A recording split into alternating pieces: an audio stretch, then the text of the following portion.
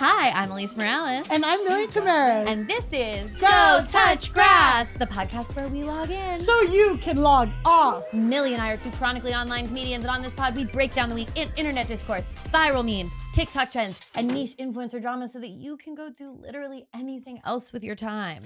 And if you like what you hear today and want to hear more, we got to Go Touch Grass Patreon with tons more content weekly, access to our Discord community, and our spin-off series, Search History, where we go back and break down a viral discourse from the past. This week on Patreon, we've got Life of a Showgirl reactions. Which is spicy. Yeah, so if you want to hear us talk about that, you want to hear us talk about Nicki and Cardi briefly. We could go further into that topic, certainly. Yes. If you want to hear us talk about some of the Charlie and Taylor of it all, that's another topic we could go into probably a lot more deeply. And I think we'll have updates soon because Charlie posted a picture of herself in the studio. So I think we're maybe about to get a response. And you know what? And my sympathy is a knife. I'm just waiting. I'm waiting patiently to see what that's going to be. It's going to be. It's going to be good. I mean, the thing is, it's going to be. What I said on the Patreon is that I think that Charlie wrote sympathy with a knife with an understanding that Taylor would probably respond. And I think it would be foolish for Taylor to have written actually romantic without a thought that perhaps Charlie would respond as well. Well. And that response might really hurt her feelings. Well. I think she's cruising for hurt feelings. And let's talk about it. Let's pause because this is again foreshadowing because it is again people who spark a beef and then get their feelings hurt. Yeah. Circle, put a pin in that. I think we might be looking at hurt feelings. That's what I'm going to say. That's what I'm predicting. Hurt feelings today. That's what I'm ready to say definitively. And what are you ready to say? You guys should be ready to leave us a 5-star rating and review. Wow. Really, really, really good. We love reviews. We need more of them, but the best review you can give us is to tell your friends about the podcast. Tag us in a story. We will repost it. You know that we're online. Guys, speaking of being online, Go Touch Grass is on YouTube. We have full episodes every Saturday with extra funny moments that didn't make it to the audio. Plus, you can now get updates on all things Grass Nation at gotouchgrass.com.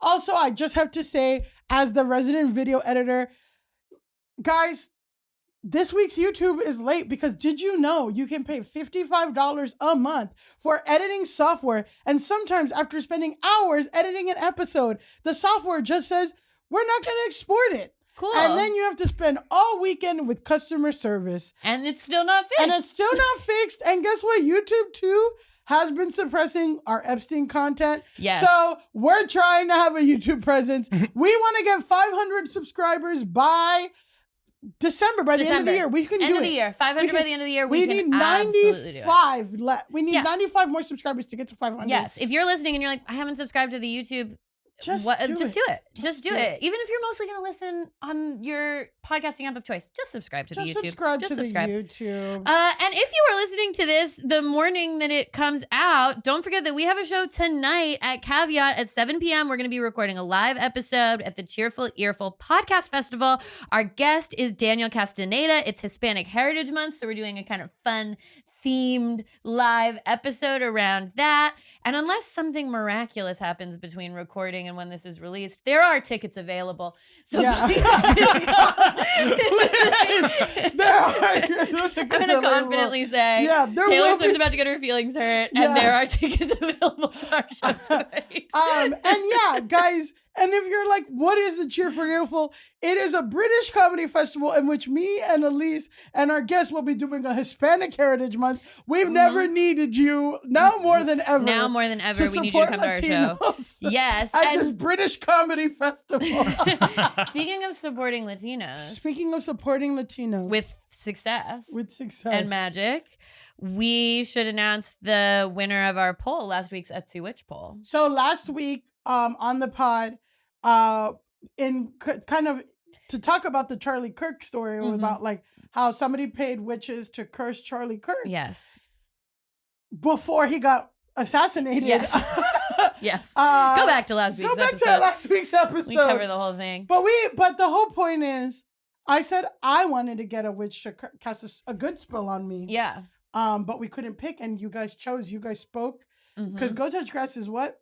A democracy. For now. For now. And you guys chose Lady of the Moss, which I will say, am I disappointed? Listen, it's all going to be good. I'm going to get success no matter what. But you guys did choose the cheapest, the $3 one as opposed to the $13 and $6 one.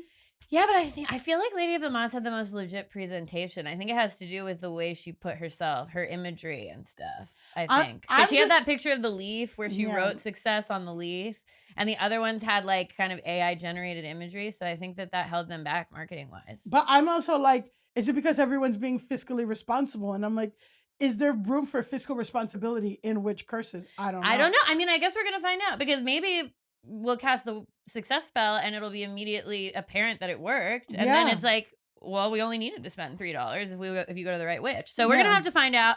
We will find out. And now, finally, it is time for us to bring in our guest. Yes. We are so excited to have him here today. Guys, you are familiar with his work, even if you don't already know, because today in studio, we have the creator, the writer of the Go Touch Grass theme song. Yes. Okay. But more importantly, his original play, Paperclip, just finished a run at the Soho Playhouse. Please welcome into your ears, Doug Whiten. Woo-wee! I'm so happy to be here. Wow. Following your own work. Y'all have just heard the theme song. Then we'll have, done all of our little announcements. Yeah. And now here you are. Now here I am. The man behind the music. And Doug, you're fresh off performing your musical. Is it Paperclip or Clippy? It's called Paperclip. Okay. Yeah. But it is about Clippy. It's about Clippy, yeah. Yes. Purple Rain, Paperclip. Right. Yeah. Purple Rain, Paperclip. Yeah. So it's, okay, so your musical Paperclip. Yeah. You said you performed it 37 times before we came on the show. Talk about the show. What's that journey? It's a very online show. Yes. And how does it feel to be at the end of such a legendary run? Oh my gosh. Thank you so much for calling my run legendary. Of course. It was. 37 performances. That's legendary. I appreciate that. So yeah, I just finished performing at the Soho Playhouse, 3 final performances of the show that I did at the Edinburgh Fringe. Mm-hmm. It's about Clippy, who, he's making a resurgence, the little paperclip in Microsoft Word, traveling back in time to save the world from AI. Oh, wow. Okay, very prescient, very, very, very current, very now. Yeah. So for people who are probably Gen Z or Gen A, or literally anyone, who is Clippy? Yeah. What is Clippy? So what would you do to Clippy? Like, what would you ask Clippy for? And then also, how is it different from AI? I want to hear that. For sure. So Clippy was actually the first publicly available instance of AI or machine learning, extremely ineffectively so, though. What did you do when Clippy popped up? You X'd him out. He wasn't effective. Did you ever effectively use him? I'm trying to remember. So Clippy's deal is that he would tell you if your grammar was off. Was he like a spell check? Obviously, I remember Clippy, but I'm actually forgetting his functionality. Like he would show up and be like, "You could do this." I think you can make him sing a song. I feel like me and my friends made him sing a song. I think later on, in some of the later iterations, but Clippy would pop up, bounce, be like, "I see you're writing an essay about Abraham Lincoln. Do you need help?" And then you'd be like, "Sure," and then it would completely botch it. It would be like, Abraham was born in a barn. Oh wait, it's all facts about a different U.S. president or whatever. I don't even think it had an internet connection, but it was the first time that some sort of instance of machine learning was publicly available. Wow. Yeah. I didn't know that was Clippy's origin. Yep. Wow, and you learned it at Paperclip. That was whatever. So what inspired you to write this story? And why did you feel like the story of Clippy, was in your heart and you had to get it out? I know, right? Yeah. Well, I resonate with the fact that people he was always eager to help. And then he would just sort of be like, "Oh, get away from here." I thought that was a kind of a sad, beautiful thing. And it's sort of, we're in this crucible moment with AI where everyone's thinking about it, but sort of anxious to talk about it. It's like, is it going to replace our jobs? Is it going to cause a nuclear war? All these things were being confronted with. And I was like, well, what's the silliest way to have a conversation about that? Through the bouncing paperclip that literally was the least useful AI ever. So he's in front of the audience in present day, and he just traveled back from the techno dystopian future.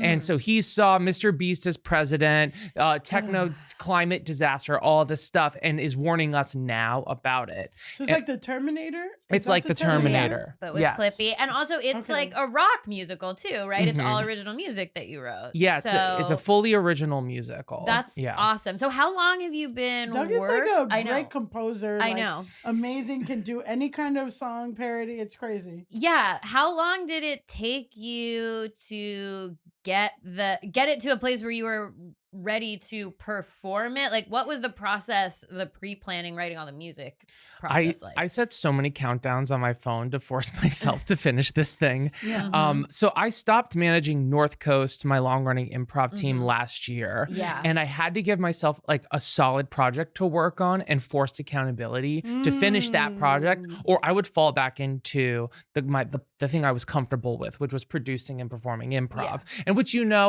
improv, joyful, wonderful, but we're in our 30s now. It's time to write some things down. Something that you can keep too, because it's like, I mean, the joy of doing an improv show is you have an amazing improv show and it's this thing that's created in the moment and it's so amazing. But unless you like filmed it and got a really good tape of it, it's just gone. But I mean, it's also hard to capture. I've seen some footage of improv shows that were good, but like it's hard to capture the real juice of an improv show, even with like a live recording. I was just talking to someone last night at a party, and we might have to take this out. That's okay. But someone was like, improv is fun to do. Yeah. But as the audience, like most of the time, like it's not fun for them. Truly. And it's like, I was like, it's like when you're hooking up with someone and you're like messing around and you just start dry humping and you completely get off, but they're just like laying there. That is what it's like to watch improv sometimes. So improv is non-consensual. I know no, it's consensual. Okay. I signed up. I paid the ticket. This guy's here. He's laying down in my bed, but I'm just like, oh, why am I here? Like, or what is my purpose? What is my purpose? Or like, I paid for this, but I'm like, I'm clearly not having as much fun of the people as the people watching. Yes. Which is like, that's how I can so tell us how dry humping. I'm kidding. I would say you're right about 99% of improv is more fun to be on stage than in the audience for sure. Yeah. But still, there's something fun and ethereal. Not to hate on improv as an art, but of course, I see that like inclination to want to like have something less ethereal as like your core for sure. So and I didn't know how to channel my efforts or energies. Like I can write music, I can write jokes, I was on mod, like I do sketch, like I was like, where do I put all this? And I had been doing the closing song of the show on shows. It was already a bit and a costume that I had, and I thought, oh, what if I work backwards from this song and make a story out of it? And I really liked that it was about this moment we're having with artificial intelligence where everyone's like, am I allowed to use this, or am I literally like ruining the water supply? Right? Yeah. So I felt like let's talk about it, but through the silliest lens possible. Oh, amazing. Yeah. Well, that's awesome. And now you're saying, so the rent has ended and you're on to your next project. I mean, we were just talking about how sometimes it's like, you don't have to be officially done with something, but it's good to put a project down and walk away for a little bit and put your creative energy towards something else so you can come back to it. Yeah, the show's like on indefinite hiatus, you might say. The one thing that is definite is that the soundtrack will be coming out within the next month. Nice. Okay, that's really exciting. We'll definitely make sure that all of Grass Nation knows when they can hear the soundtrack. The Paperclip the musical. Hell yeah. Okay, but this also leads us perfectly into our discourse because we're talking about projects, comedic performances, the value of our art as comedians. What does it mean? Doing comedy abroad. Doing comedy abroad. Doing comedy abroad. Yes. Because today we are talking about the Riyadh Comedy Festival. Now, I'm sure this has been in both of your feeds for at least the last like 2 weeks. Yes. For anyone listening, we are getting into true comedy discourse today, but it's a real discourse. Yes. And it's been discoursing. And the real heads know that we get into comedy theory, comedy philosophy. Yeah. We get into it in this podcast. So yeah, but I do try sometimes to be like, okay, is this a thing that just comedians are talking about and it's like so niche, or is this like a wider discourse? And I think that this counts as a wider discourse. Is wider discourse, but also the The Grass Nation's in Grass on Nation it. Oh, gets it. yeah. Grass Nation's in on the chuckles. get Yes, it. I noticed that it started hitting mainstream stuff like 3 or 4 days ago, where it was like everywhere. Because my wife was like, "I have no idea what you're talking about." Because I was like at the breakfast table, like, "Oh, Riyadh," and she was like, "I don't know what you're talking about." Yeah. But now it's starting to hit everywhere. And now she knows what you're talking about. Yeah. fully. And also Because you just got back. Because I because just you were just it was so funny. I put my hand in the sand, and I had the best time. So, okay, for anyone listening that has not heard, basically the Riyadh Comedy Festival is a comedy festival set in Saudi Arabia, in Riyadh. It is backed by the Saudi government because anything that's happening in Saudi Arabia It's backed in by an the official government, yeah. capacity is the government is involved. And it's kind of part of an overall initiative that the Saudi government has to entice more like Western talent and entertainment to Saudi Arabia. So like WWE has like an exclusive thing with them. I know, put a pin in that. Put a pin in that. Put a pin in WWE and the Saudis. But they've like been doing a bunch of this stuff to try to get Western talent to come perform there. Male Western. There are ladies. There are like 3 The women. ladies are continue, showing up continue. too. Yeah. They're bringing ladies over. But basically, like, it's been sparking a ton of discourse because a lot of these comedians, and I will go through the list. We're gonna go through the full timeline of everything. Mhm. But these comedians are being paid enormous sums of money, which we'll also get into, by a government that has killed journalists, did 9/11. They also, I just learned this, they disappeared the wife of the most famous Saudi Arabian comedian because she drove a car and she's still missing. Yeah, well, she'll turn up. Yeah. So it's like, Because she drove a car. because she drove a car. Because she drove And I a think car. they kidnapped him too, but he's back and we don't know where she is. So, Girl. and that's to a comedian. Yeah. Like that was so it is a thing where people are like, hey, what are the morals around performing for the Saudi royal family? For the government, yeah. For the government. So I'm going to go through the timeline. And then we'll start with, July 2025. This is when the festival is announced. We're going to go through the list of performers, okay? Mm-hmm. Co-headliners, Louis C.K. and Jimmy Carr, Nice. who's more of like a UK guy, I would say. Then we have Kevin Hart, Dave Chappelle, Andrew Schultz, enemy of the pod, Andrew Schultz. Aziz Ansari, Andrew Santino, and Bobby Lee, Bill Burr, Chris DiStefano, Chris Tucker, Gabriel Iglesias, Hannibal Buress, Jessica Kirson, Jimmy Owen. Do you know who that is? Oh, no. I have no Jimmy idea. Owen? I Joe don't- Coy, the guy who Yeah. bombed the Yeah. Golden Globes. Mark Normand, Maz Jobrani, Nimesh Patel, Omid Jalili, Pete Davidson, Russell Peters, Sam Morrill, Sebastian Maniscalco, Tom Segura, Whitney Cummings, Zarna Garg. First reactions to the list. Okay, I have a little riddle mystery. Okay. Two of the people on the list. One of them caused me, because the double booking at our old studio, one of the people that headlined this caused me to miss a Tinashe concert. I had to miss the Tinashe concert because our old studio double booked us. And so I have a grudge against one of the people on the list. Another person on the list was a former guest of our other iteration of a podcast and said that they loved Elon Musk. So these are the people that, and another person is more than one person on this list has credible sexual assault allegations. It's just a list of hard hitters. And Zarna, I'm surprised. Well, so there are some comedians on this list that I genuinely like. Like I like Zarna. Zarna again is someone, she's a woman, and her story is really cool. She was a housewife for like 16 years. When her kids were already graduated, they're like, you should try comedy. You're really good at it. She did her first open mic at 43. Less than 10 years later, has a Hulu special, and she's like super well known and all this stuff. And I'm just like, why are you doing this? Yeah.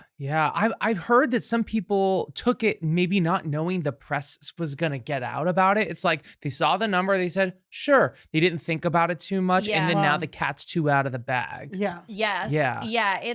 I do think that some people maybe just because we're going to get into how much people were paid in a minute, Yeah. but like some people maybe just said yes, not really thinking about like, well, what does it mean to do a comedy show in Saudi Arabia? It's not the same as doing a festival. Like maybe they had a mentality of like just agreeing to do a festival anywhere. And it's like, no, in Saudi Arabia, if you're doing a festival, that means that it is like sponsored by the Saudi government and that it is like under the auspices of the Saudi government. Okay, so that's the list. So it's kind of, there are a lot of people on it where it's like, yeah, obviously Louis C.K. is going to do it. Yeah. He's a sex pest in the New York Times. Like there has been a expose about this man. I'm not like, oh, how did he do it? And then there are people like Zarna, like we said, Hannibal Buress, like people who are comedians. Bill Burr was a big one that's really surprising because his politics are usually at least more aligned with what I would agree with. So I would say it's like, in July when the list first came out, I don't think I was seeing this in the feed in the same way. Maybe every once in a while, someone would mention that there's like a comedy festival in Saudi Arabia, but I don't even think so. Not in July. I feel like it was Insider Baseball in July. Yeah. Where everyone's like, oh, look at this like group of... But I feel like, I don't know if Bill Burr was announced. Like, he was in the initial poster. Okay. Yeah, I think when they announced, there's like an image that's like a poster with all these people's faces on it, and he's definitely on there. A lot's been going on in our country, I'll say this. a lot has been going on. I feel like in July, wasn't Pete Hegseth like sending Yemen plans or something? Like, I can't even remember. We can't even, what was even happening then? There's no way to know what was happening in July, but I understand. They were like, Kilmar Abrego was in El Salvador. Like, these people, there's a lot happening. There's a lot going on. The Riyadh Comedy Festival flew under the radar, but then on September 18th, Tim Dillon, so who is Tim Dillon? Friend of the pod. Okay. Yeah. Tim Dillon is like a comedian and podcaster from the larger Joe Rogan universe. Yeah. He's in the Rogan CU. Like the libertarian maniverse, but also like libertarian, what are the skunk pods? The ones that were Legion of Skank. The skunk pod? No, skunk pod. Skank, skunk pod, yeah. I do like calling it skunk pod though. Wow. I'm even nervous saying anything. I know. We can't even. We're bleeping it. Oh, okay. They will find somehow that Skunk Pod is them, and that we're talking about them, and then like they'll come to our house. But yeah, he's part of the libertarian maniverse. Yeah. Well, it is stupid. Yeah. Yes. So he posts this tweet. This is him talking about the Kimmel stuff, basically. We can't even get into the Kimmel. We had to skip the Kimmel stuff. But it's him saying, Kimmel should still be on the air. It's wrong to pretend it's because the show sucked or because it was losing eyeballs and money, both true.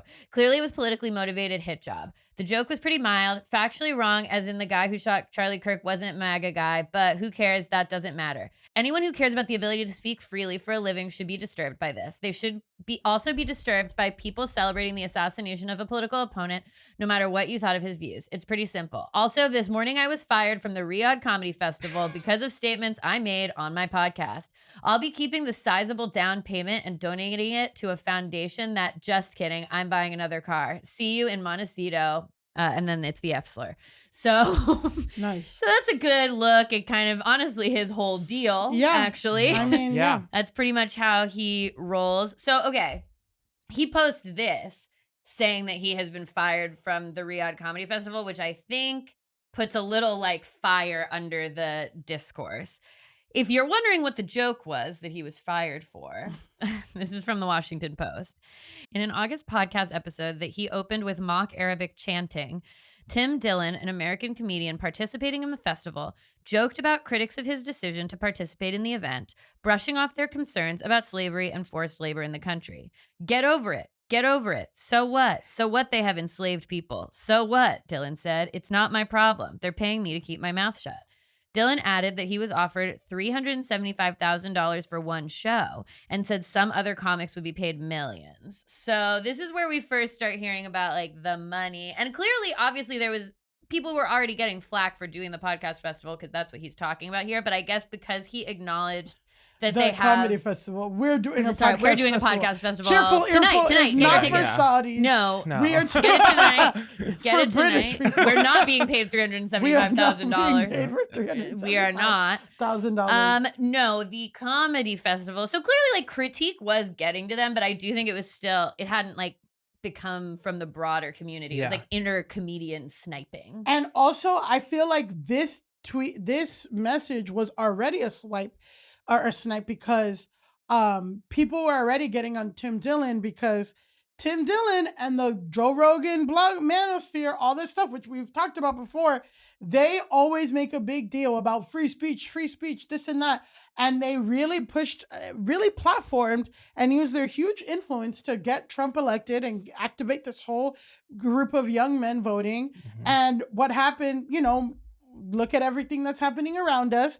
And also now, you know, and Tim Dillon specifically always brags about having lunch with JD Vance and hanging out and whatever. So now I think this too, people were like, all these big Joe Rogan-y guys, like they talk a lot of shit about free speech, but they actually like the Trump administration actually got a comedian canceled and you guys aren't saying shit. So he's saying, and you guys don't stand for free speech. You guys don't have any morals. You guys are fucking liars. So he's sniping back and saying, Jimmy Kimmel thing is wrong, even though he should get fired, whatever. And also I got fired for my free speech too. Like, look at me. But it's also like, it's your free speech against an oppressive government that disappeared a woman for driving. Right. Yeah, disappeared a woman for driving is so intense. So I saw this point from a guy on TikTok named Alex Falcone, who I thought was really interesting, which is like, to talk about the $375,000 to $1 million payout of it all. He was basically saying, like, there is an amount of money where when someone offers it to you, it actually becomes suspicious. Like, and the analogy he used is like, if you find $20 on the ground, it's like, oh, cool, I just found $20. If you find $200,000 in a bag, you're like, okay, I think this is a criminal situation. Yes. I think I think this is blood money. I don't think this is good.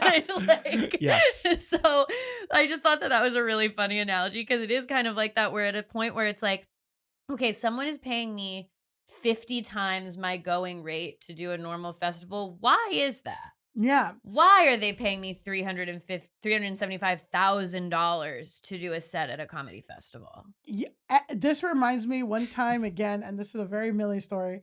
One time I used to live, I don't know how I ended up, I went on Craigslist to look for an apartment in Williamsburg, found one and technically was a housing project. So there were guys there, whatever, like I mind my business, whatever. But in the housing project, I found a bag of weed in the staircase of this housing project. Anywhere else, I found a bag of weed. I'm like, oh my God, my bag of weed. Yeah, my bag of weed. The gods had laid upon me. In those staircases, I'm like, you know what? Let me not even get into, I don't even want to engage with what's going on. I don't want none of this shit around me. This is too good to be true. I'm going to leave it right here. Yes. Because Millie Tamaris does not need to be getting into the interpolitics of building weed. Like, no, thank you. No. And that's exactly what the reality is. That's Dry exactly humping and finding weed in the stairs. That's where we're going to go, guys. And and honestly, like, that's what this podcast is all about, is distilling things down into terms we can all understand. It's like dry humping. It's like finding random weed in the project stairwell. Exactly. Right? Like, if I find weed in Doug's house, I'm not going to take it home because it's Doug's. I don't know. Yeah. I would let you have my weed if you found it there. Thank you. Yes. And that's why you're the guest today. Because this is Saudi royalty. I'm kidding. We can take this out. See, we're not affiliated with the Saudis. We're not. YouTube is already suppressing us. I like driving. It feels like if they're overpaying these comedians, there's hooks, right? There's hooks in that money. Just like when they overpay you for being in a commercial. They're saying you can't talk about other soap brands. Right? Yeah, it's a non-compete. So you're like being a non-compete with yourself when they overpay you for that. And it's just like, that is exactly the opposite of what all these comedians are hawking. That their Yeah. whole Yeah. brand is, I don't do that. So the fact that they took the money, it just shows that it was like, I don't know if you've seen Lou Wall's show at Soho Playhouse, but it's No. all about like the persona that comedians put up. Yeah. And like the fact that there's the fifth wall that comedians put up, which is their sort of like creation of themselves. And it showed me that like, oh yeah, Bill Burr, working class comedian who comes out and rails against billionaires, has a price too. Yeah. And it's just, yeah. It is an interesting way to think about it, is like all of these people who participated basically announced what their price is to like do whatever the fuck. So, okay, Tim Dillon comes out. That's September 18th. That's when he says like, I got fired from the festival for talking about the fact that they have like enslaved workers in the country. Meanwhile, Lisa's at Tokyo's Disney. I'm having the best time. We're having I'm the not best engaging in time. this at all. We're not in. Listen. I'm in my own world. Yeah. Then September 23rd, the festival gets condemned by the Human Rights Watch. So Sure. never a good sign for your comedy festival to be condemned by the Human Rights Watch. Like, what else has been condemned by the Human Rights Watch? It's like genocide, Yeah, exactly. famine, Yeah. all this, and then like a Riyadh comedy show. Festival. So, okay, it was actually like a pretty long letter that they wrote, but I'm just gonna read some excerpts from it. This is like the start of it. Beirut. The Saudi government is using the Riyadh Comedy Festival 2025 from September 26th to October 9th to deflect attention from its brutal repression of free speech and other pervasive human rights violations. The festival dates include the 7th anniversary of the Saudi state-sponsored murder of the journalist Jamal Khashoggi. Jesus. That's crazy. So the festival took place like on the I anniversary did of not know that. That's fucked up. That's fucking crazy. So that's insane. Everybody gets a duffel bag as they're walking out of the festival. And takes place Please forget instead of never forgetting. Yeah. Oh. literally though. And it takes place months after Saudi authorities executed a journalist, apparently for his public speech. Participating comedians, to avoid contributing to laundering the Saudi government's reputation, should use the festival to publicly urge Saudi authorities to free unjustly detained Saudi dissidents, journalists, and human rights activists. The festival lineup includes, and then basically names everyone who's on the festival. It goes on to be like, basically they like urge these comedians to speak out on behalf of several different people who they list. And then they also talk about the government of Crown Prince Mohammed bin Salman has aggressively organized and bankrolled high-profile events featuring major international artists, celebrities, and sports figures. The investment in these events is tied to the Crown Prince's Vision 2030, a plan to overhaul the country's economy and attract foreign investors and tourists. Among its elements is to create more leisure and recreational options to enhance the image of the kingdom internationally. Then it goes in and like talks about Tim Dillon by name. It calls out Jimmy Carr by name. And then it ends with Mohammed bin Salman's creation of an entertainment industry has been adopted alongside advancements for women and youth. While extensive and important, these changes have also helped obscure the dramatic curtailing of civil and political rights since he became crown prince in 2017. While the emerging entertainment industry was being lauded internationally, Saudi authorities were simultaneously carrying out a wave of arbitrary arrests of dissidents, activists, intellectuals, and royal family members.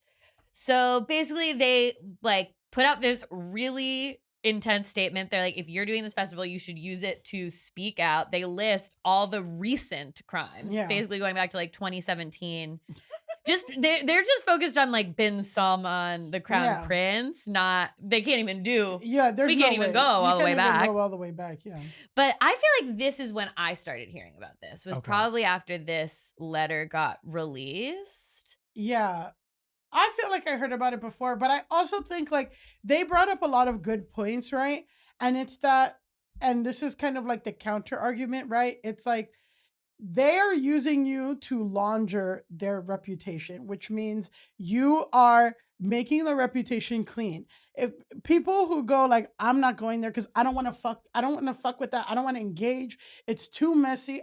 That's how the attitude has been for Saudi Arabia. So like people are like, they're countering that by saying like, yeah, like come and do this. This is so fun here.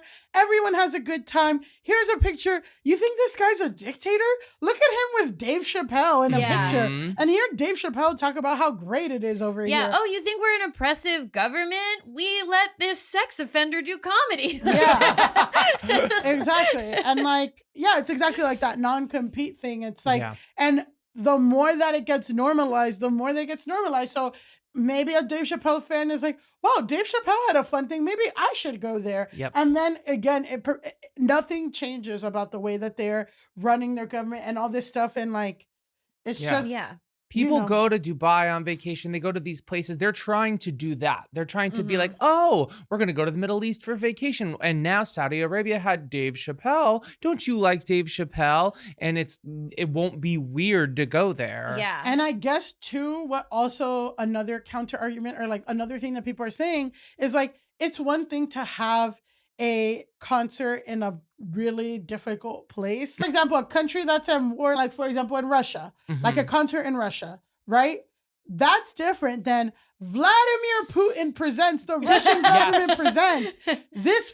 All the money is coming from this. You know what I mean? Now you're actually directly versus like, I have a show in Moscow that happened. There's this festival that happens every year. It's happened for 40 years. It just happens to be in Russia, and they're currently going through their thing with Ukraine. I don't want to punish Russian people for the whatever. No. From the government. That money is coming from. And the government gets their money from exploiting people and not paying people wages. Like that's where a lot of people get their money. Like that's how you get a billionaire and a lot of money. You don't pay people. Right. It's not that hard. That's also a point people are making because some people, comedians who eventually like are defending themselves against this or whatever, they're like, well, the United States isn't perfect. Like, can I not play shows in the US? And it's like, again, to your point, your shows in the US, the financial benefactor is you and a comedy club, not even like the state that you're in. Like the US government, I mean, maybe in some kind of weird trickle down way of like, it's the economy and blah, blah, blah. But like the US government does not directly make money off of your show at like, Chuckle Hut, Idaho or whatever. Like, And it's different from Millie Tamaris and Elise Morales doing a show in South Florida or something versus Ice presents Millie Tamaris, and people would be like, Millie, Elise, what the fuck? What the fuck? And when people perform at the inauguration or shit like that, they do get clowned for doing that. Yeah. Like you do get called out for doing shows that are directly tied to government entities, etc. So, okay, next thing that happens in the timeline, September 24th. That is when comedian Zach Woods, who we have all like watched Improv 201, Improv World. You might probably know him from like The Office, Silicon Valley. He's in a bunch of stuff. He posts this video. It's special time of year. It's the Riyadh Comedy Festival. And all of your favorite comedians are performing at the pleasure of Turki Al-Sheikh. And he is the head of the entertainment authority over there. And he has so many people thrown in prison because they tweeted stuff he didn't like about the soccer team or whatever, that there's a wing of a prison nicknamed after him where they hang people by their heels from the ceiling. Now there's a lot of drips, killjoys, and dweebazoids who are saying, oh, they shouldn't do comedy over there because it's whitewashing a regime that just in June killed a journalist and killed Jamal Khashoggi and played a big role in 9/11. Shut up. Name one comedian who hasn't whored themselves out to a dictator. Sinbad in the 80s would go perform for dying Nazis hidden out in Argentina. Mr. Bean would do private shows for Idi Amin. Me and Bibi Netanyahu have collaborated. I pitched him a prank show called The West Bank, where it's hilarious. Like people in masks show up and eject people from their homes, and they're terrified. They just traumatize these families, and then they can never come home. And it's been going on for years, but this season has been like action-packed. And it's a prank show, but there's also a true crime element because it violates international law and people have been killed a lot. Let's not get our, moral panties yanked up, wedged high in our rumps. Human Rights Watch has been begging the comedians not to participate in the whitewashing of the horrors that are ongoing in Saudi Arabia. Ugh, what a cock block Human Rights Watch is for comedy. Let's have some fun, let's have some yucks, and let's not look too closely at anything. I'm a hypocrite too. So, shots fired by Zach Woods. What do we think of the video? I love the SNL music. Yeah. So funny. Dweebazoids. Best use of Dweebazoids. Yeah. I feel like that video is when it like the floodgates open for now. A bunch of people start speaking out. We're getting like big name people who are starting to say it's fucked up that people are doing this festival. Mark Maron condemns it because he's on a tour. He has a special out. Yeah, he has a special out, and he's been like doing part of a press tour. And then on the press tour, he was like condemning it and like all his big podcast appearances. Yes. Yeah. And then Atsuko Okatsuka, who's another stand-up, she actually then posts the offer that she got to participate in the festival that she didn't take. Yeah, so this is her being like, FYI, there are more of us that said no to the Riyadh Comedy Festival in Saudi Arabia. Here's the offer I got back in July. And she has the number, the fee blacked out, but like it's a really long blackout to the point that I'm like, that looks like a lot of money. Yeah. Like the fee is redacted, but it's a long enough number that I'm like, okay, interesting. And what's also interesting is that she also attaches what the speech expectations were. It says like, you are not allowed to make fun of the royal family. You're not allowed to make fun of their religion. You're not making fun of any religion. At all. Yeah. You're not allowed to talk about religion, basically, generally. So when she posts this, it confirms that like these comedians who took this have agreed to have their speech curtailed for being in the festival for this redacted fee. So that, again, flames up the discourse even more.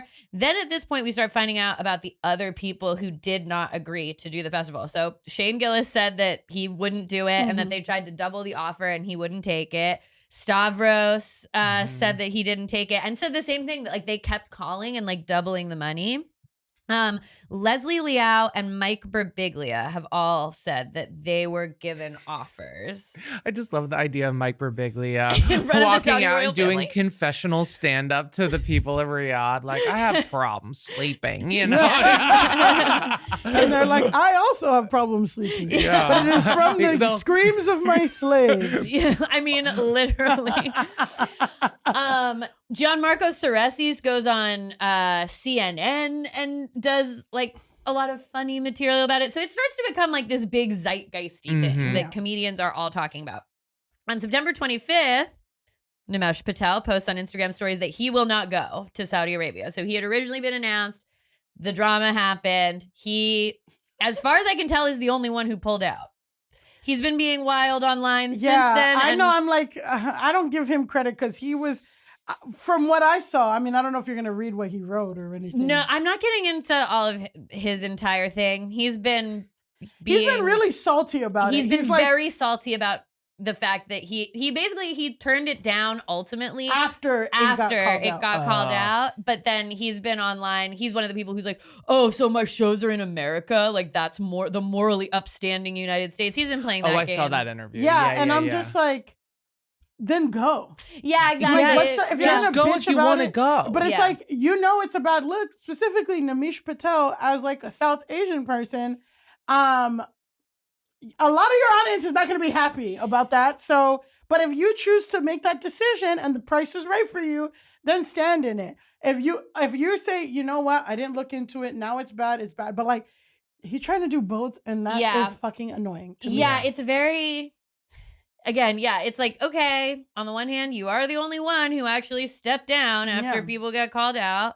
Okay, but ever since then, everything has been this like salty attitude about it. Like, you guys didn't let me perform in Saudi Arabia for $375,000. You guys are fucked up. You guys are fucked up. You guys are hypocrites. Like, I can't believe I have to do this. And it's like, no one told you to not do it. Well, people did tell you not to do it. Only the Rights Watch. Only the Rights Watch. Just Human Rights Watch. Just Human Rights Watch.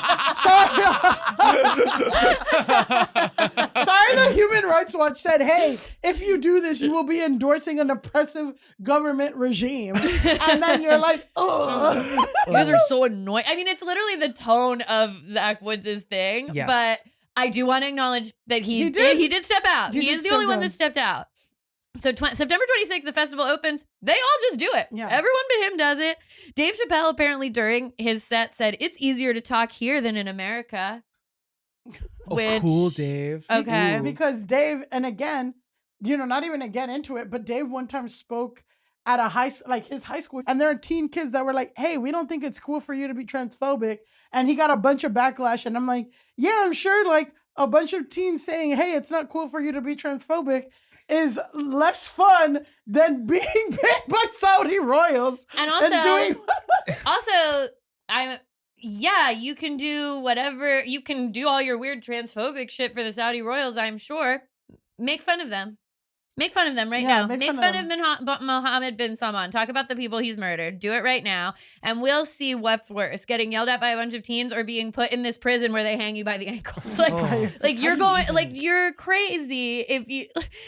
It's just so funny to be like, you get canceled for stuff in America. And it's like, they've killed multiple journalists, killed them, sawed up their bodies, put them in a bag. Like, what are you fucking talking about? No, cancel culture in the US is bad. And that's also the thing is like, there's so many people, and there's not to say there's no merit to anyone who says that cancel culture, online pileups, but that's different, right?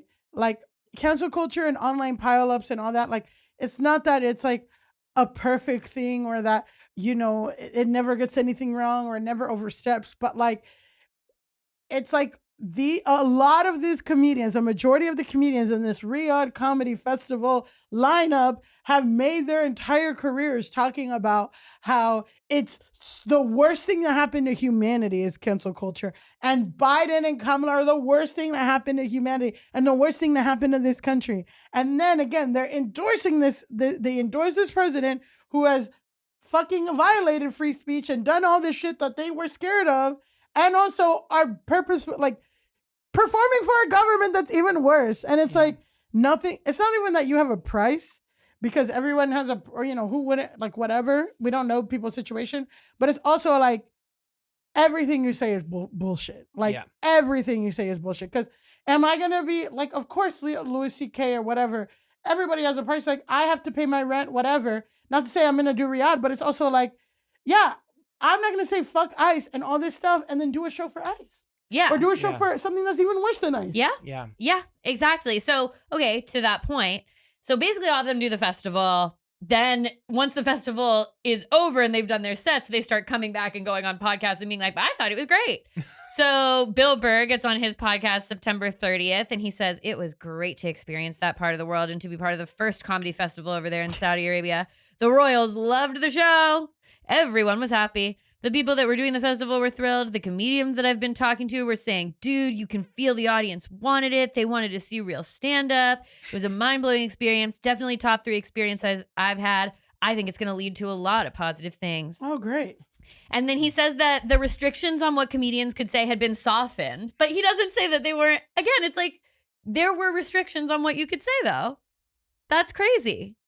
Basically, what he says is that they pushed back on the rules and were like, if you want good comedians, you're not going to be able to have as many rules, and that they were softened as a result to just don't make fun of the royals or any religion. But it's like, okay, those are 2 huge topics. Yeah.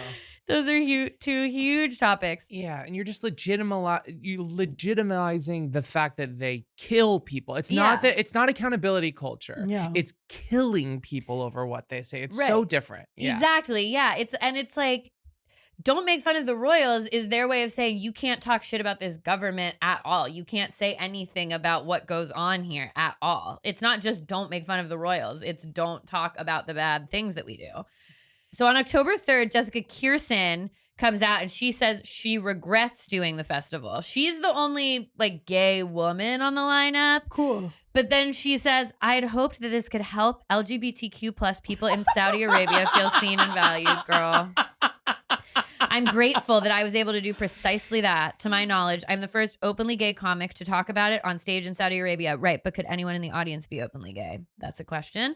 I received messages from attendees sharing how much it meant to them to participate in a gay affirming event. were they Saudi Arabian? Because I don't know if they could tell you that. At the same time, I deeply regret participating under the auspices of the Saudi government. But then she's not like, I'm going to donate the money or anything. No. She said she's donating the Oh, money. is she? Okay, did? never Yes, mind. yeah. Never mind. I'm wrong. I'm like, yeah, it's nice to be like, I regret it after you got paid and did it. Like, Right. Now it's- she's going to just pay the taxes on it. Yeah, Yeah. no, yeah, right. Like, whatever. I Yeah. like, it's better. I mean, well, which one would you prefer? Nimesh, who didn't do it at all, but bitched about it the whole time, or Jessica Kirson, who did it, Yeah. but then is donating the money and saying that they regret whatever. Well, and think about it, like she did it. Her agent's not donating their Yeah. portion. The manager Yeah. is not doing. Plenty of people are still getting paid from this. Yeah. And yeah, sure, she donated it. Maybe she can sleep at night now. And they still got what they wanted, which was to have this big comedy festival that they're, billing as the world's biggest comedy festival. Like they got Yeah. it doesn't really matter to them if she donates the money. What she does with the money is whatever. I just have to say, incredibly nerdy Star Wars lore, but like Bill Burr was someone I kind of liked his stuff because I know you're whatever. Bill Burr was someone who like I was like, oh, he's a comic. Everyone likes him, and I was very endeared by him and his acting skills when he was in The Mandalorian.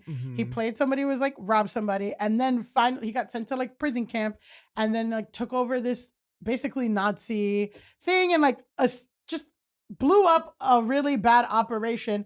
And the whole thing was like you weren't unsure if he was like pro-Nazi or anti-Nazi. He was kind of in it for himself. And then at the end, he came out like anti-Nazi, and he turns to someone, like his last line is like, I need to be able to sleep at night. Like, I can't go on with these horrors. Like, I have to do my part to like make sure this never happens again.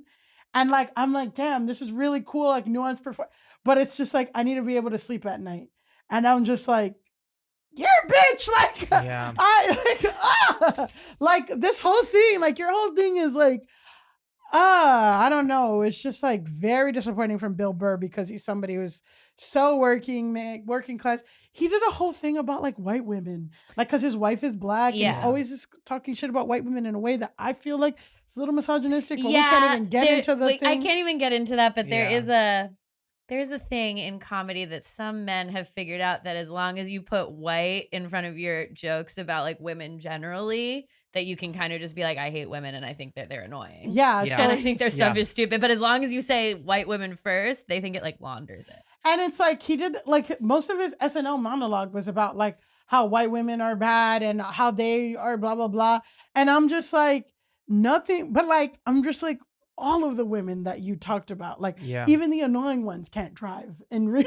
Yeah, Like exactly. Yeah. they can't drive, they can't have a credit card, they can't have property, whatever. Like so cool. Like good for Yeah. you, Bill Burr. You Yeah. got fucking All of the subreddit, all comedy subreddits are just like, Bill, because Yeah. people thought he was their working class hero. And I mean, what is he going to do now? Is he just going to pretend like he didn't do it? No, Like, he said you it was did- great and he had a great time and he's excited to do Yeah. more things and it's going to be a positive thing in the Yeah. future. Yeah. That's kind of how I want to round out the conversation. So October 5th, Pete Davidson responds on Theo Von's podcast. So cursed. Oh my God. The So Pete many of it cursed all. things. Yeah. Feel that. Pete Davidson is an interesting one because people are like, Pete Davidson's dad died in 9/11. Very He was a central to his firefighter. lore. So Yeah. people are like, why did you go on why did you go to the Saudi government's comedy festival when they kind of did 9/11? He doesn't really answer that question in the Theo Von clip. He kind of just acknowledges that he has heard that from people, but he doesn't really have an answer for it. He just says like, some people are saying this about me, but he Yeah. doesn't like. Theo Von's not going to push you to do anything No. because he barely. Do you think Theo Von? Do you think he feels bad about not being invited, Theo Von? Theo Yes. Von, like, yeah, but also like Theo Von, like, bombs a lot. Like, He just bombed at the Beacon. he just Yeah. bombed at the Beacon. I think he did 2 or 3 nights for his Netflix special, and people Yeah, I were heard that walking he- out. People It were was walking really, really out bad. of That's- his Yeah. thing. So it's like, you're That's not a gonna, few- and isn't that sad? Like he's not even good enough to go to Riyadh. Yeah. That's like a whole other thing. If Pete Davidson was like, because this is true, yo, I'm having a kid. I want to make sure that because he is like, Mhm. I want to like, I need the money. Yeah. You know, but they're never gonna say that, right? Well, he Yeah. did kind of say, all I did was look at the rate and I agreed to it. Like what's weird is that a lot of them, that is kind of their argument is they're like, they paid me a lot of money and they Yeah. don't really care that that's Yeah. whatever. So he kind of, I mean, he didn't say like, I'm about to be a father, but he did say, I saw the rate and I just agreed to do it. And then October 6th, we got David Cross comes out with a letter calling people out, being like, I am disgusted and deeply disappointed in this whole gross thing that people I admire with unarguable talent would condone this totalitarian fiefdom for what? A fourth house, a boat, more sneakers. So he puts out this letter that's like, fuck all of you guys for going. Yeah. At the same time, Louis goes on Real Time with Bill Maher. Louis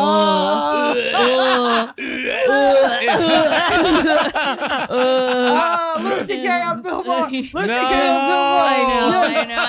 Yes. I'm sorry to even say the words Louis C.K. on Bill Maher. Which would you rather? Because it's 30 minutes, right? His show's 30 minutes. Bill Maher's 30 minutes.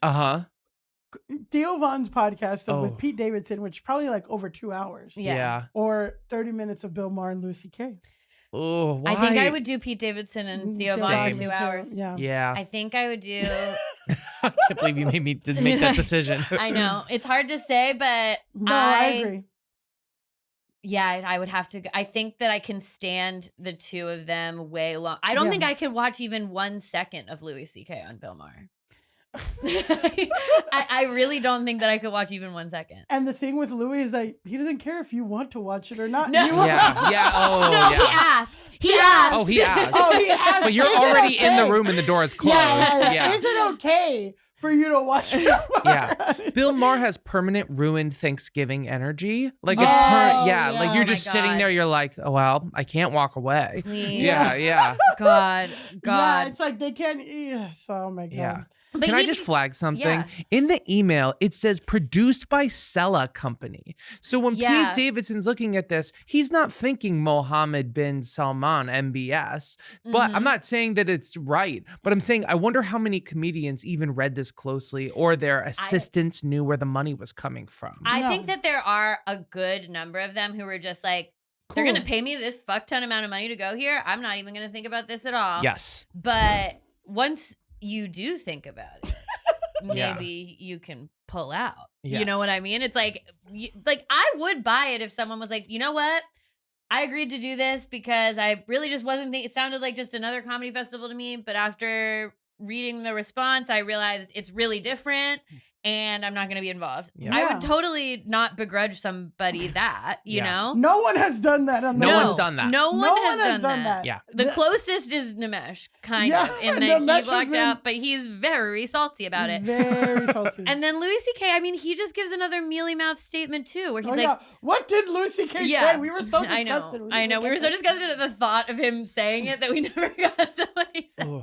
He said, I struggled about going once I heard what everybody was saying. There's some good in it, maybe some bad in it. But for me, I think it cuts towards going. That's my decision, and I know where it's coming from because I can see right inside myself. And it's like, yeah, great. I trust your moral compass, dude. Also, like, so I heard, for example, Louis C.K., this is like things that I've heard online or whatever, but like, let's say, for example, Louis C.K. got like 1.5 million for this show. Like, I heard numbers that he's making about 300,000 a show in general, like around the world, and he's constantly touring. Yeah. So it's like, okay, it's a lot of money. It's probably 3-4 times more than what he makes a night. But I'm also like, it's not like you're making peanuts, babe. Like you're making good money. Like, what could you possibly have to? That's exactly what David Cross's thing is like.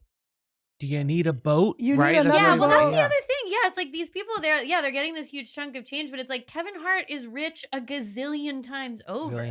He actually can turn down $1 million. That's the thing is like most of these people can turn it down and they didn't. Yeah. Yes. Like I could, again, you know, not to go back to Nimesh, I'm like, I'm sure like he's a more up and coming comedian. Like it might hurt a little bit. It hurts him a lot more than, let's say, a Kevin Hart or a Louis C.K. or a Bill Burr or whatever. I did think that it was interesting that of the people but the only person who stepped down is one who I think it actually would be a hugely impactful amount of money, probably. 375. I mean, we don't know what he was offered specifically, but it seems like they were offering hundreds of thousands of dollars at minimum. Yeah, which is, again, like, but, you know, I think you got to make the calculation of like, is the reputation hit worse? And it's just like, you know, for Nimesh specifically, it's a different calculation of like a big core audience probably not gonna fuck with this. So Yeah, and like versus he like does. a Bill Burr, Louis C.K. where like people are still going to see Louis C.K. Yeah, he They does don't- do like political content and stuff too, and I feel like he tries to like straddle the line Yeah. of like where he stands on stuff. So it's like, yeah, I do think it could have hit him reputationally a lot harder. And probably lose out more money. This is what we were talking about with Shannon Sharp, where it's like, yeah, like somebody is asking for you to settle for 50 million or 20 million. It seems like a lot, but like in the long term, your career has hurt more than what this is up anyway. Is it time? Yeah, well, think- was the question, what would it take for you to perform at the Riyadh Comedy Festival? Yeah, so I guess we'll end with this final question, which is, do you guys have a number that the Riyadh Comedy Festival could entice you with?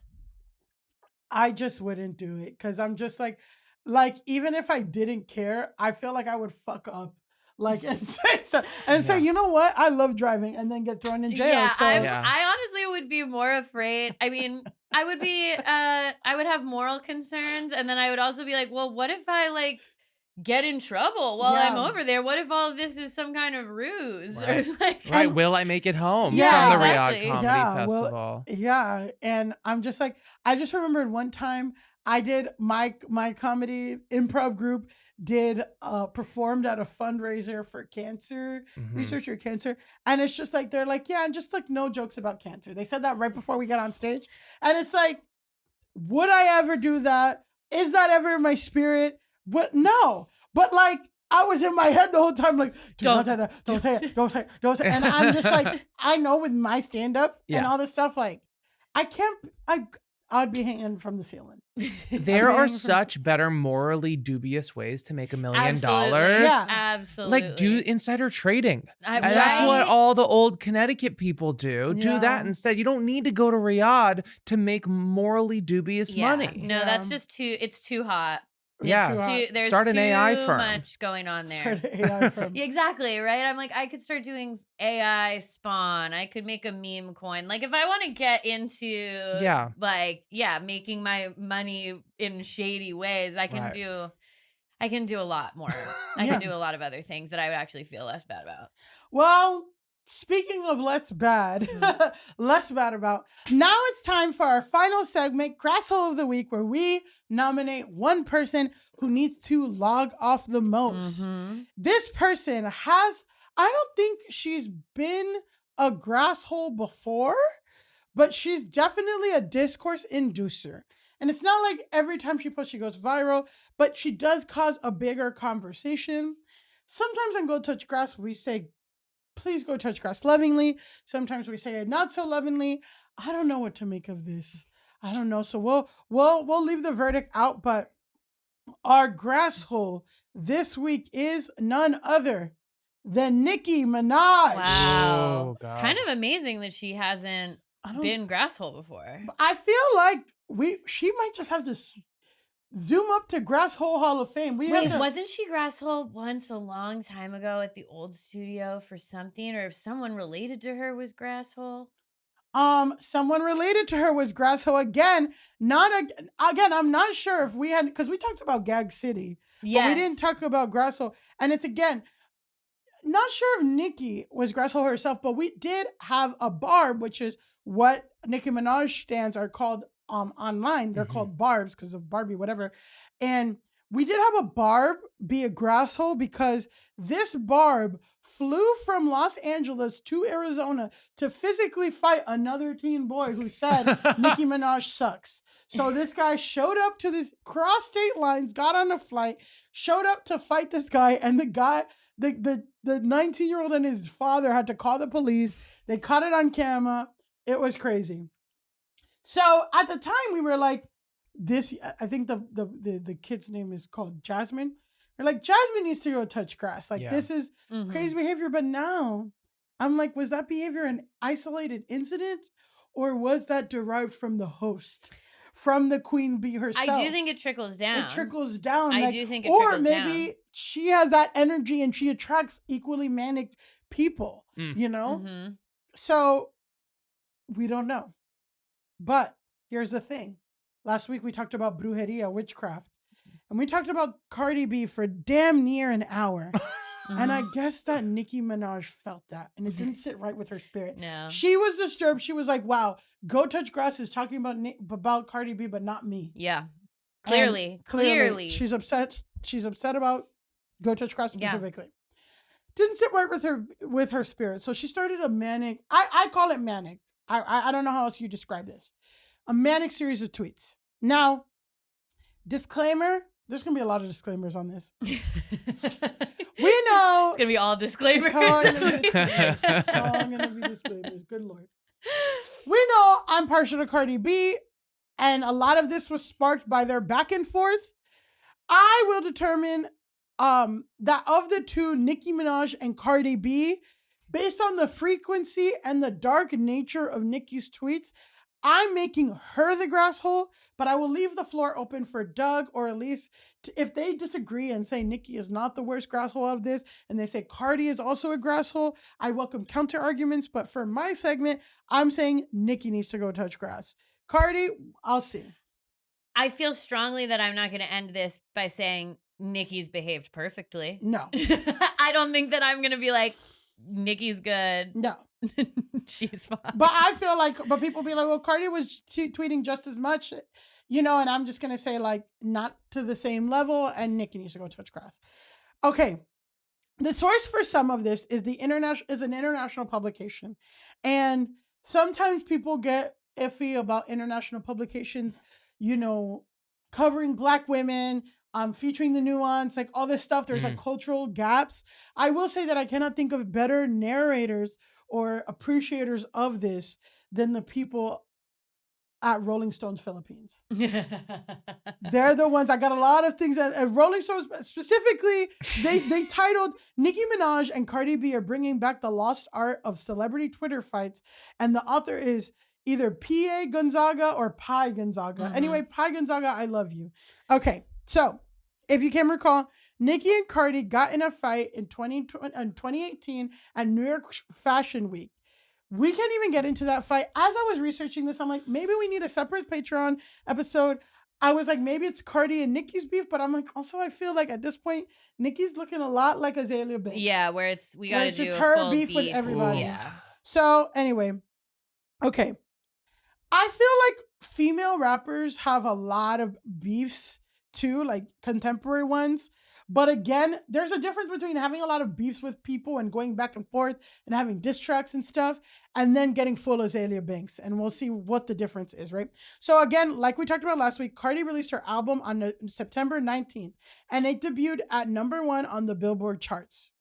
So on September 23rd, Nicki Minaj tweeted a now deleted tweet.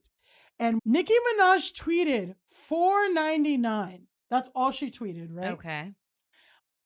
What does this imply? This implies that she is making fun of the promotional price for Cardi B's digital album on iTunes. Basically saying that the only reason why people bought your album is because it costs $4.99. Okay. Now, $4.99 for a digital album, I'm like, that's a great deal. But also it's like, it's a digital album on iTunes. Like, it shouldn't be that expensive, but whatever, Yeah. right? Then, right around the same time, she posts the dates 3/26/26, and then an emoji of a CD.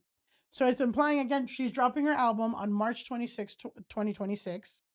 But it's also weird. It's like, first of all, why'd you post about the $4.99 thing? That's weird. And then why are you posting, you're promoting your album the week that your enemy is talking about her album? Yeah. Already. What is the normal price for a digital album I've never purchased a digital album on iTunes. Like so. $12.99. $12.99 or Yeah. $9.99. Yeah. I feel like is the Okay. for a digital album on iTunes, but I'm like $4.99. I'm like, that doesn't seem that crazy to me. Like for a digital album that you don't have anything physical. Like I feel like physical, but again, people want to sell the albums to influence the chart. Like Yeah. Yes. That's why Taylor, Swift I know. does like 15 versions or whatever. Yeah, she's always playing album these streaming games. things. And Nicki, I feel like, has a similar streaming and numbers related like derangement. Psychosis, yeah. Yeah, that that Taylor also very clearly has, which is like obsession with like getting these little like chart wins and making sure that you have the number one this, that, and the other, and like that your every song list, it's you a bunch of different times because whatever, which I think Taylor is more successful at doing for herself than maybe Nicki has been, but they have the same derangement and like obsession with numbers. Exactly. So right here, frankly speaking, this is where I would put her. I'm gonna put the flag on the play and say this already is too much. These 2 tweets, $4.99 that she deleted, by the way, because she knew it was, because if you can't say, if she didn't delete it, you could say there's plausible deniability. She's talking about a Pollo Loco charging more, whatever. Yeah. No, $4.99. You deleted it. You were talking shit about Cardi B. Yeah. And then you promoted your album the same week, like the week that your like op or whatever is talking about her album. It's already, I'm going to say two online already. Flag on the play. Go touch grass right there. If I was her friend, if I was Nicki Minaj's friend, right here in the $4.99, I would have told her to stop. It's a very kind of old school thing for her to be doing, to like start Twitter beef with people. Yes. Which that article said, like, it is a lost art. Yeah. Of starting, not adding anyone, not naming them, but like just starting pure beef with shady tweets. It's you don't see that all the time anymore. I feel like you see it more with like lower level, like Black influencers and rappers, and but no one to the level of Nicki Minaj, and no one to the level. Well, Cardi B will fight with people. She'll respond and fight with people, but she won't ever like whatever, right? So yeah, any other thoughts on like this? Doug, your face is. It's just how far we've come since Starships. Like I I just know. like the Nicki now is just not what I was a fan of. Like she is constantly having beef with everybody. Ever since she said you hop on your good foot about Megan. About I Megan see Thee her Stallion. differently ever since then. I'm like, what's your problem? Go make a good album instead. Why are you just constantly trolling people? And it's interesting because people say like Starships is a very controversial song. Oh, is it? People Oh, because she don't went like- pop, right? Yeah, people don't like the pop twist, so it's but it's a banger and it was fun. Yeah. It was a banger and it was fun, so it's just like you're like bring back the fun, Nicki. Or like the early mixtapes. She had these early mixtapes that were so New York. She would rap over boom bap beats, not just trap beats. And like I was like, that's like a cool side of Nicki. But I mean, from what I've heard, she's just like really, really high, tweeting, live streaming the wall and talking at the wall. Yeah. I mean, it would be different if she had been releasing really, really amazing music this whole time, but it's been a long time since we've gotten a real hit from her, and I really loved her for a time. Like, and like again, it's to me, it's like because she's had licking us N-words, like I like that song, and it's like she's done a harder pivot to more rap to her roots or whatever, but yeah, like. I don't even care if it's like a huge hit, but if it's like interesting or saying something, whatever, but like she's not doing it. No. And like a lot, and also too, I will say that a criticism of Nicki Minaj, and we haven't even really gotten to it yet, but a criticism of Nicki Minaj's music is that her music is not able to grow with her in her new stage of life. And again, this is like now our third time on a pod talking about Cardi B's album. I'm like, I actually see like the complexity of being a woman at her age, like reflected in her music in a way that you can't see with Nicki Minaj. Like she's still rapping like she's 22 and she's like in her 40s. So, all right, cool. So we know that it doesn't stop here. We know that this is just the beginning. So for the next segment, I want to do a disclaimer, but I'm going to copy the disclaimer that I saw on the BuzzFeed recap of all these tweets, which again, there is a BuzzFeed recap that I used, and it's called Nicki Minaj and Cardi B are fighting, parentheses again. So here's what their longtime beef is all about. And then it's from Michael Thompson, and there's the author's note. The following social media exchange between Cardi and Nicki includes serious, unsubstantiated allegations and explicit language. I'm sharing several messages from their back and forth as they were posted in the order they were shared. Go touch grass, and then I'm going to add into this perfect disclaimer. Go touch grass is not responsible for anything you hear, and also we do not agree. This is not an endorsement of these views. Okay. On September 29th, Nicki and Cardi went back and forth with a series of now deleted tweets, including Nicki's comment. So Nicki Minaj has this thing where she thinks she calls Cardi B Barney B, and she thinks that Sorry. Cardi B looks like Barney the. I didn't mean to legitimize Yeah, how I mean, you're it's just legitimizing. how petty. It's just again how far she's I fallen. know. Barney. Yeah, Barney. So look, using Some the rhyme 4chan scheme- humor. So using the rhyme scheme from the song Magnet, the third song from the Am I the Drama album, which apparently this is rappers JT from City Girls and Ice Spice. Nicki wrote A B C D E F G surgery to look like me. Tell the rat and tell Jay-Z Rico fraud and perjury, which again it's saying like she got surgery to look like me. Nicki has like a beef with Jay-Z that I don't want to say is completely like, that's kind of the problem with Azalea Banks, and a little bit of Nicki in some ways is like there's some truth, there's some like understanding of why someone would have like be upset with them, but like whatever. So that was Nicki's tweet. Then Cardi wrote back and she said, damn, she was streaming Magnet hard as hell, huh?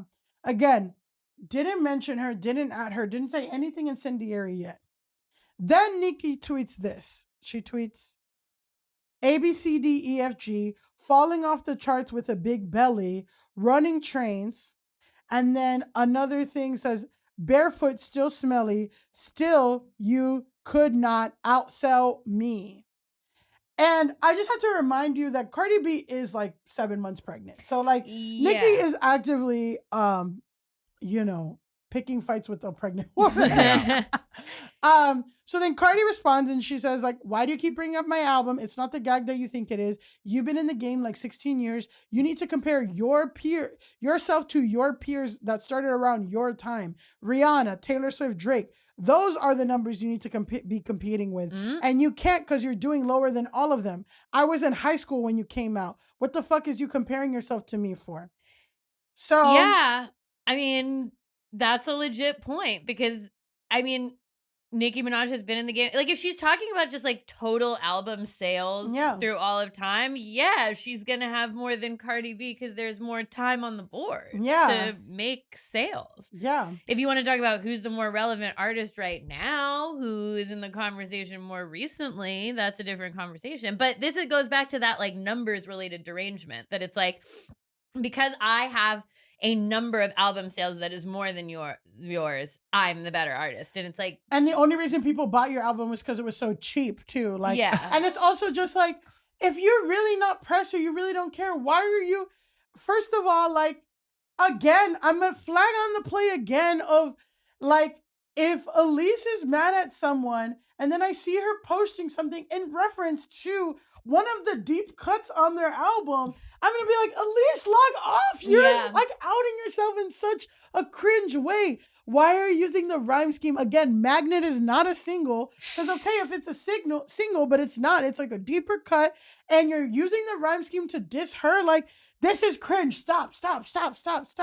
So, again, then Cardi B being like, I was in high school when you came out. You need to compare yourself to your peers. Like, that is also true. Of course, the Barbs are like, wow, Cardi B, she just admitted that she's not on the same level as Nicki Minaj. She's pathetic. Now we can stop comparing the two, blah, blah, blah. The Barbs are crazy. So then the next tweet that Nicki said was... it's a picture of Barney. Just an AI generated image of Cardi B looking like Barney. Honestly, that Barney looks gorgeous. That Barney does Barney look looks gorgeous. amazing. It gave Barney like Cardi B's tattoos, and it says, Bardi B, tell me how you've been getting seizures from the knot. I guess like she got like some kind of surgery or something, or some kind of plastic surgery procedure that is resulting in that results in seizures. That's what Nicki's trying to allege. Yeah, and it says, oh bitch tomorrow.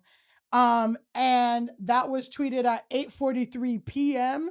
Right? So this is important.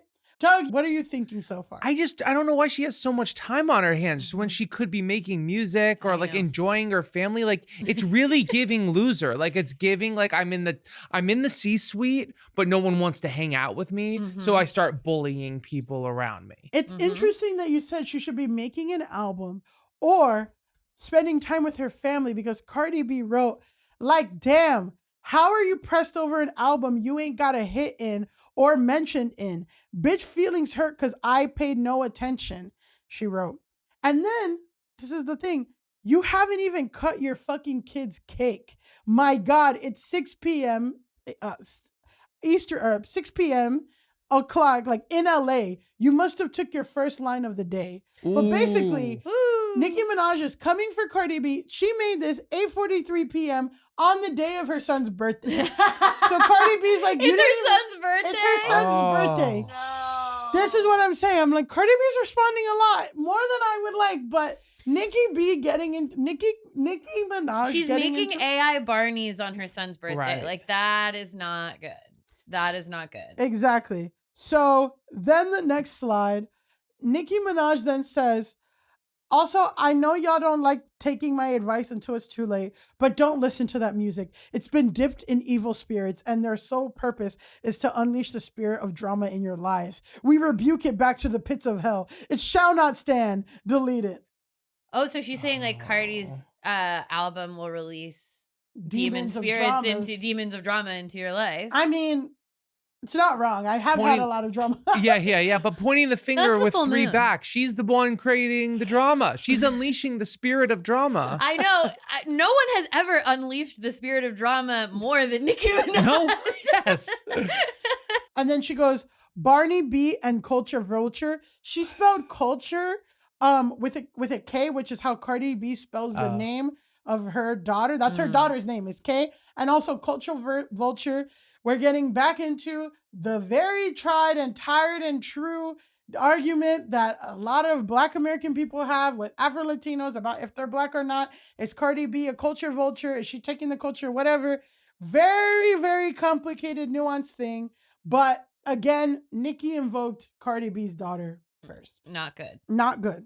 Not good. Then Nicki wrote, Culture Vulture, you ugly too. Wow. And this is specifically, she's calling Cardi B's 5-6-year-old daughter ugly. No. So then Cardi B posted, bitch, you wish you could call my daughter ugly. Culture is beautiful, and you know that. Your hate is so deep, dark, and nasty because your son's nonverbal. Because you fucked him up with them drugs, so you're jealous of everyone's kids and their happiness. Bitch, where the fuck you at? Stop talking. Don't stoop. She stooped, but I'm also like... It's good for the album. And then Nicki Minaj also, too, at that time, she's reposting barbs that have pictures. She's calling, like, Cardi B's daughter 6 or 7. Like, she has like a smiley, her smile has a lot of gums in it. Nicki Minaj is zooming in, focusing on the gums, retweeting things that are calling the girl ugly because her barbs are crazy. She's retweeting that. It is very funny to be actively promoting an album called Am I the Drama and then be on Twitter and be like, and your son's nonverbal. And I'm like, oh my, I think you are the drama. I understand. You know, she didn't go there first, but she did go there eventually. Yeah. And that is a place to go. That's that is part of her. She has a line in her album where she says, you guys be listening to false things and you be eating it up. But when I stoop down to the level, you guys say Cardi is evil as fuck. And it's like, well, there we go, Cardi. Then she says this, album flopped. Nicki says this. Nicki says, album flopped, pussies flop, never want to fight, outrank you in your own gang, shut the fuck up, come fight, sympathy baby, couldn't pull you, 228 cake, abort mission. So I guess sympathy, I think she's saying like your sympathy baby, your pregnancy couldn't get you more than 228,000 album sales. She's obsessed with these album numbers. sales. She has this very particular derangement. And it's interesting that Cardi called out Taylor as being like one of the artists who came up in the same time as Nicki, and that they have this similar obsession with like streaming numbers, getting accolades of that nature, like these kind of like numerical value related things as a way to lay claim to being the best and the number one and all of that stuff, when we all know that those things are like Yeah. very easily manipulated. Right. Yeah. And you're both rich as fuck already. Yeah. Why not just collaborate if you're so into those numbers going up? Yeah. Well, Nicki called out. She was like, your team reached out to me to do a joint tour and a joint album. And I said no because you're pathetic. And I'm like, that would have slapped. I mean, it would have been slapped. great. It would have. Yeah. It would have slapped. So, and first of all, I say album flop, pussy flop. I'll say that Cardi B, I'll say it right now, she probably has a healthy pussy. I don't She's think her not- pussy's flopping. I don't think her pussy's flopping at all. No. I would say her pussy's doing quite well as she's pregnant with her 4th child. Yeah. I something think else. she's kind of. Of Puss- the things that we know about her pussy, I've never. Flop, I would never. No. Flop would Flop, never- I would never say. And then, so again, the abort mission is like, you're talking to someone who's 7 months pregnant. So then Cardi writes back and she says, trying to call me out to fight because I'm pregnant at fuck. You never have that energy when I see you in person. I've seen you at 2 Met Galas and you never have that energy. But where the fuck you at? My N-words is outside right now. Where the fuck y'all at? So, and she's basically like, send me your address. I also don't think it's true that she's never won a fight. Hasn't she famously won a fight? Cardi B? Yeah. Didn't she? I would assume that a stripper from the Bronx has won a fight, like just Yeah. in general. Yeah. And then things continue to take a turn as the messages between the artists involve family and use violent language. Nicki wrote Barney Dangerous, Bodega Barney, what up? Your sister She's got- really leaning in on the Barney thing that no one else feels or thinks. She's like Trump. She's like, I'm going to say, sorry. Yeah, no, say Trump. Okay. Yeah. She's like, the more I say it, the more it legitimizes the thing that I'm saying. Yeah. But the thing is, like Bodega Barney, that's a reference to Bodega Barbie. Baddie. Bodega On the Baddie. album, which is my favorite song on the album. Yeah, but which is like, now you're admitting that you listen to another song on the album. Yeah, you're Nicki. like Yeah. actually very intimately Into the- familiar with the her album. discography. Is this a coordinated beef?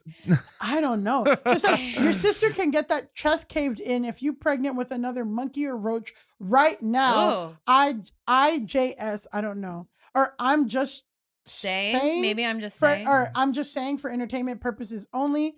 Yeah, this is where she says like that. And then okay. Then we get to this iconic tweet that says, Papa Bear, because her baby's name is Papa. Mhm. I'm so sorry you can't speak and banging spoons because your mom couldn't put the drugs down. Oh I'm sorry your mom not even paying attention to you on your own birthday because she's such an obsessed and dark-spirited hating hoe. I'm so sorry. So that is the one. And then she goes, and then Cardi says this next tweet, which is also, or no, then she says, yeah, drop the addy right now and don't go tagging the feds and the police like you did 3 months ago, you pussy ass bitch, shut the fuck up. Okay. And then we go quiet. Okay. Before that, it's quiet as is kept. The truth is you've been diagnosed with schizophrenia and bipolar for almost 9 years. You're also heavy on drugs, cocaine, perks, and Xanax. You don't listen to anyone around you. The only person that you listen to with power is Kenneth Petty, her convicted rapist husband. Okay. But you know what happens with that Amex when you get sedated. And then Cardi B. Cardi is like firing some. She's firing some massive, Yes, amazing- it's giving massive Kendrick shots. diss. Yeah. Basically, like she goes, any always want to fake dear black woman, girl, shut the fuck up. You done beef with every black woman in the industry. Like who the fuck beefs with SZA? And you always be slick throwing shots at Beyonce, the most unproblematic people, while always bootlicking a white artist ass and posting their accomplishments while they want to ignore you. And let me tell you something. I say what I want when I want. You don't stop shit here. Ain't nobody fucking scared of you. No Riyadh Comedy Festival for Cardi No B. Riyadh Comedy Festival. Cardi B is not going to be She's at turning Riyadh. it down. Then she wrote like a really long thing, which like, Dear Onika Tanya Mirage, I guess that's her real government name.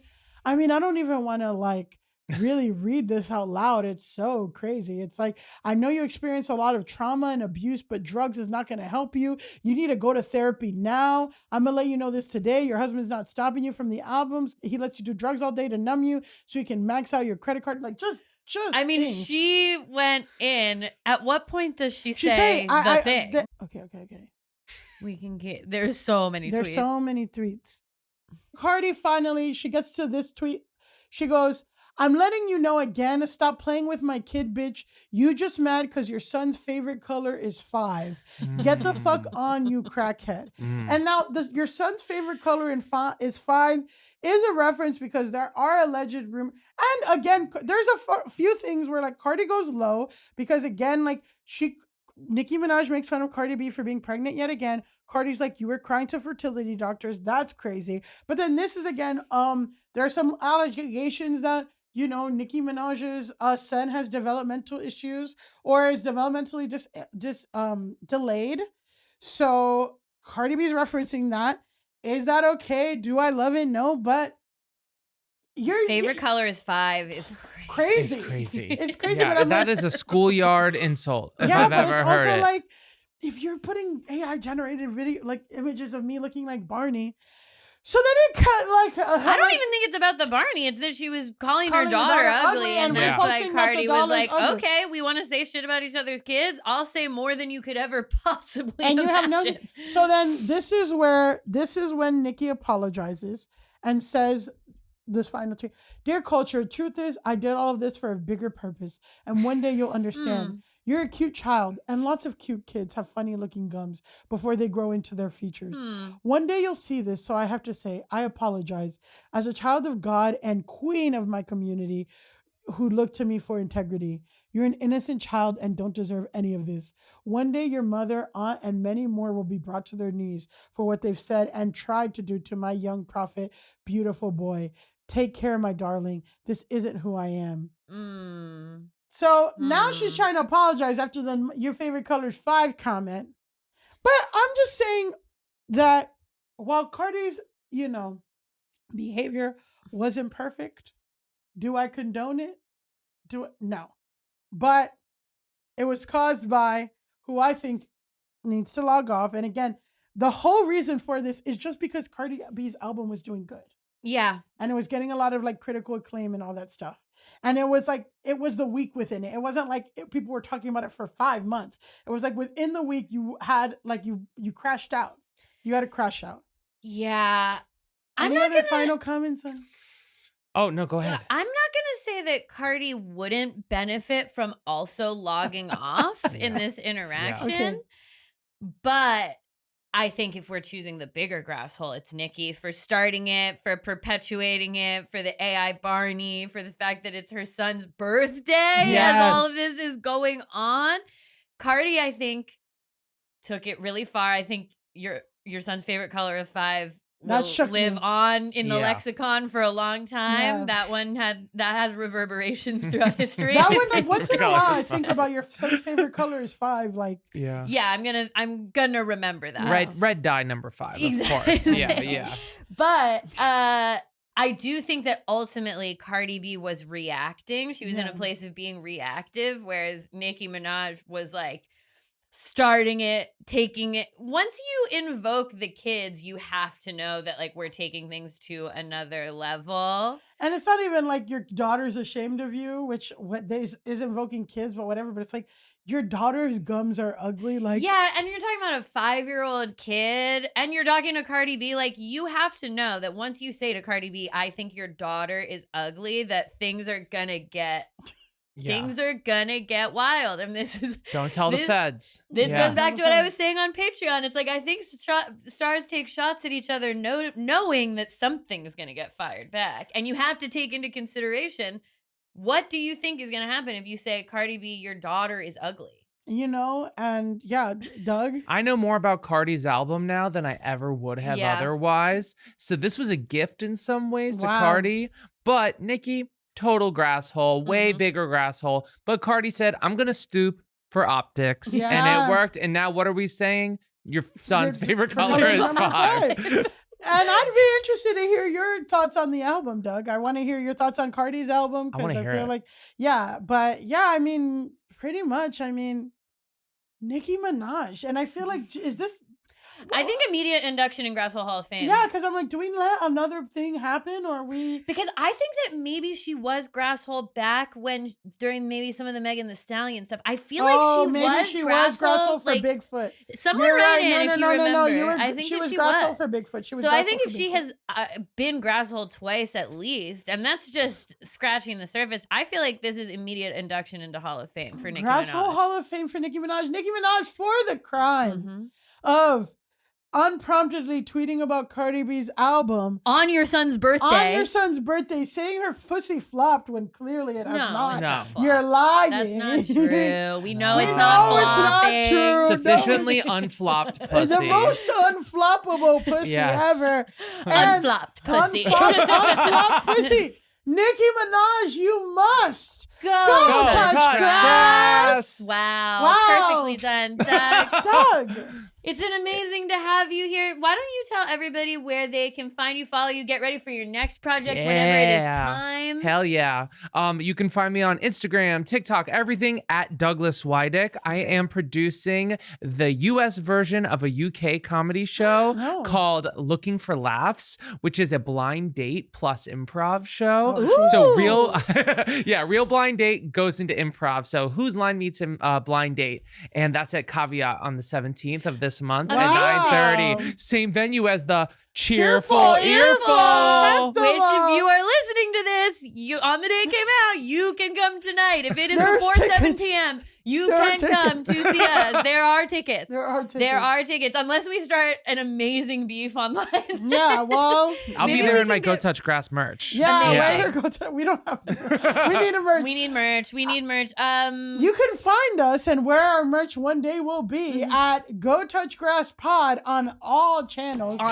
You can follow me at Millie_Tamaris on Instagram and TikTok, and at Millie Tamaris on Twitter. And you can follow me at Pandalise on Instagram and Elise Navidad on TikTok. And until next time, go touch grass! Woo! Wow, beautifully done. We really got through some major topics.